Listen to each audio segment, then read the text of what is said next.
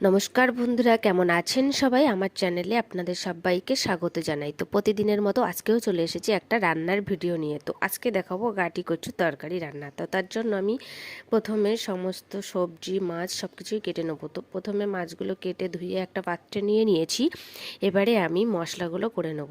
প্রথমে আমি গোটা জিরে আর গোটা ধনে দিয়ে সেটাকে বেটে নিয়েছি, বেটে তুলে নিলাম। এবারে দেবো কাঁচা লঙ্কা, কাঁচা লঙ্কাটা বেটে নেব।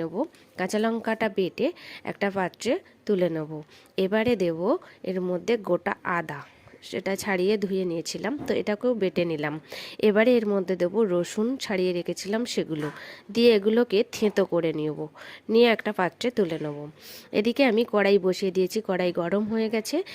মাছে হলুদ লবণ মাখিয়ে নিয়েছি, যেটা ভেজে নেব কড়াইতে।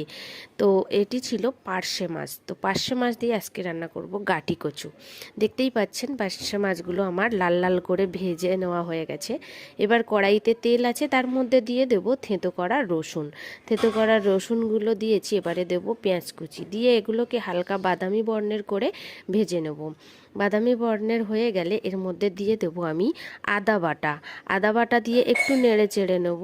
নেড়ে চেড়ে নিয়ে তারপরে আমি দিয়ে দেবো গোটা জিরে আর ধনে বেটে নিয়েছিলাম, সেটা দিয়ে একটু নেড়ে চেড়ে নিয়ে দিয়ে দেবো কাঁচা লঙ্কা বাটা, দিয়ে একটু ভালো করে নেড়ে চেড়ে নেবো। নিয়ে দিয়ে দেবো স্বাদ মতো লবণ আর পরিমাণ মতো হলুদ গুঁড়ো, দিয়ে একটু ভালো করে এটাকে ভেজে নেব। ঠিক মশলার গা দিয়ে যত সময় না তেল ছাড়বে তত সময় ভেজে নিয়েছি। মশলার গা দিয়ে তেল ছাড়ছে এরকম সময় আমি সেই গাটি কচু আর আলু কেটে রেখেছিলাম একসঙ্গে, সেটাকে ওই ভেজে নেওয়া মশলার মধ্যে দিয়ে দিলাম।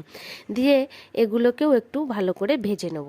ভালো করে ভেজে নিয়ে এর মধ্যে পরিমাণ মতো জল দেব, দিয়ে আমি ঢেকে রাখবো কিছু সময়। তারপরে টকবক করে ফুটবে, ঠিক সে সময় আমি ফিরে আসব। তো টকবক করে ফুটছে, দেখতেই পাচ্ছেন। আমি দেখিয়ে দিচ্ছি কচুটা কত সুন্দর সিদ্ধ হয়েছে। এগুলো বাড়ির গাঁঠি কচু, তো সিদ্ধ হয় খুব সুন্দর মোমের মতো। এই দেখুন কি সুন্দর গলে গেল। তো ঠিক এরকম সময় আমি এর মধ্যে ভেজে নেওয়া সেই পার্শে মাছগুলো এক এক করে এর মধ্যে দিয়ে দেবো। দিয়ে দিয়েছি।